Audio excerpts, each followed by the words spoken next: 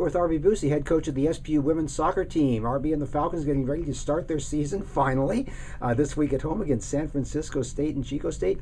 Arby, you've been practicing for almost a month. I'm guessing your players are ready to see some uniform colors other than their own out there. Yeah, we're excited about getting the chance to get out on the field, put our uniforms on, and playing games that count against high-quality opponents coming in this weekend. So, yes, excitement is right where we're at this point.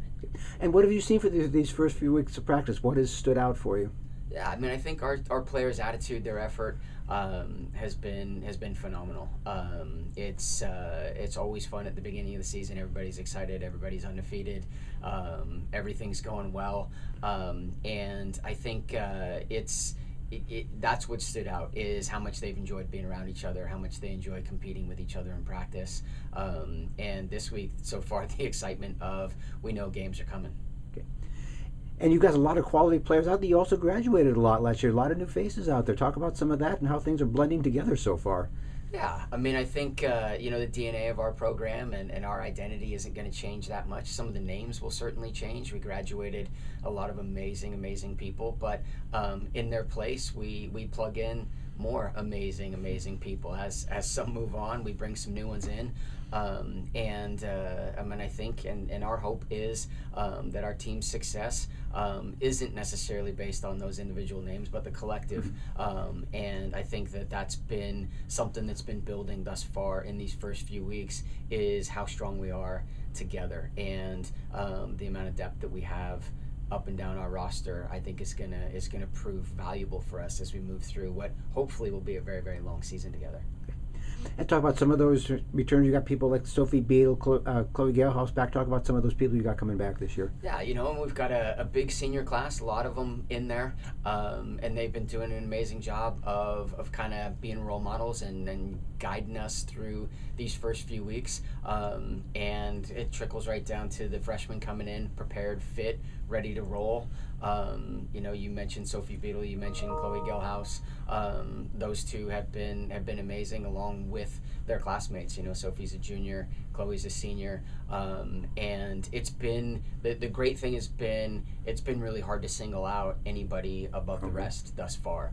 I'm sure names will bubble to the top as we get into games and things start to happen, but up to this point, I mean, I think we've had really strong performances from the top to the bottom of the roster and everybody in between. It's been really fun to be out there training with them and like I say, watch them compete with each other.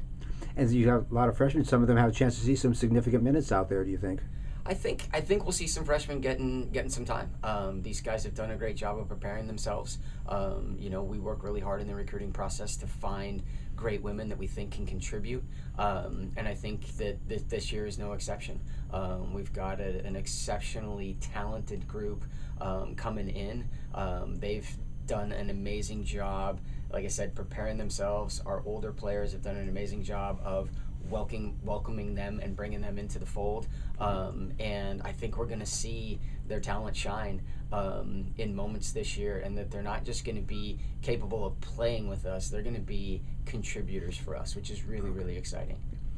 Is there an area of the field where you think you might be really strong this year? Is it the back line? Is it midfield? Is there an area where you see a lot of strength out there? An area where we might be stronger than others? I think it's going to be the collective. I haven't seen anything that leads me to believe one of those spaces is any more strong than the other. I think each year each team develops a little bit of its own new kind of identity based upon how things go. But I mean, I hope and I think we'll be pretty strong in all phases again moving forward. We've certainly got the personnel to be strong in all areas of the field. You got a short preseason schedule, just 4 games with some real quality opponents. Talk about some of those a little bit. Yeah, we're excited about the challenge that's upcoming. We have 4 non-conference opponents, all that played in the postseason last year, which will help prepare us for the rigors that we'll face in the GNAC. San Francisco State, Chico State out of the California Collegiate Athletic Conference, 2 really strong teams that both had really good years last year. We played both of them last year, and they gave us everything that we could handle, and we expect nothing but that from those 2. And then we branch out and play a couple RMAC teams in Westminster from Utah. We'll travel down there, and that'll be our first road trip of the year. And then we welcome Colorado School of Mines in here next week. Both of those two teams played in the NCAA tournament last year, so we'll know who we are for sure, or have a better handle on who we are after those 4 games, because we will be asked some questions, and we will be challenged, which is what we want. We want to see who we are, where we're at. Like I say, we feel really good about what we've done thus far, but we'll have a lot more questions coming out of this weekend, as well as a lot more answers, which I think is what we're looking for. That's what non-conference is for. Absolutely, which is what we're looking for through these first 4 games, is to be challenged and see where we might need to have some growth and some places that we really know our strengths. And you talk about the rigors of the GNAC preseason poll. SPU and Western 1 point apart. That's about the way it should be, don't you think, for the most part? Yeah, I mean, and I think the programs, the respect that we have for each other, I think we're products of each other. That's been the way that it's been for a while, in terms of those 2 teams. But I think they draw the best out of us. I hope that we can do the same to them. But I think so much of the spotlight gets focused on those 2 teams, and there are teams up and down in the GNAC that are fully capable of challenging both us and Western. And if we're not on form on any given day, it's going to be a long game, and it's going to be hard. The coaching is quality, the players are quality. The league continues to elevate itself in terms of the product that we're putting on the field. And while it's been very Western Washington, SPU at or near the top, I think that the depth in this league continues to grow, and that there will be teams that are every bit challengers to what we've been able to accomplish in previous years. We take a vote, we look at it on paper, and it comes out on paper, but it's going to be decided when teams get on the field.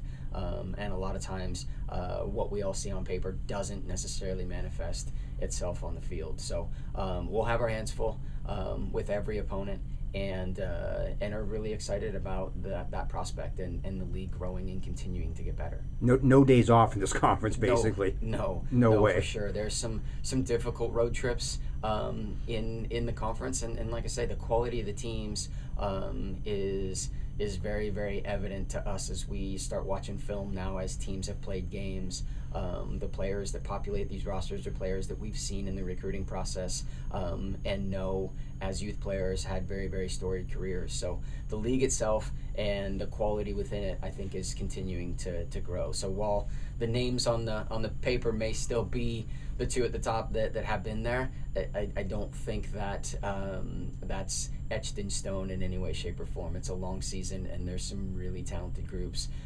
beyond just ourselves in Western Washington that are going to give us fits for sure. Last question, what's this team capable of this year? You've seen the talent, you've seen the depth, you've seen what they can do. What can this team do over the course of this long season coming up?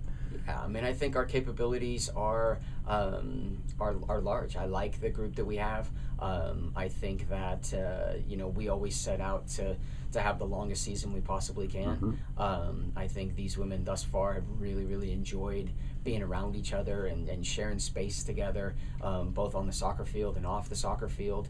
And I think that acts as the motivation for us as we move through what hopefully will be a long journey. The relationships that we can build and the time that we can spend together, our ultimate goal is to extend that time as long as we can. And I think that's the reward you get for long seasons. There'll be other things that other people want to pour onto you in certificates and trophies and plaques and things like that. But for us, I think the true reward is the relationships that we get to grow throughout that extra time as the season goes. So what this team is capable of is sky's the limit. Our sport is a tricky one, and we know that the road ahead is going to be bumpy and windy, but I think that we're motivated to kind of navigate through some of those bumps and some of those turns and take some detours together to extend this journey as long as we possibly can this fall. All right, Coach, thanks so much, and good luck this fall. Thank you. All right.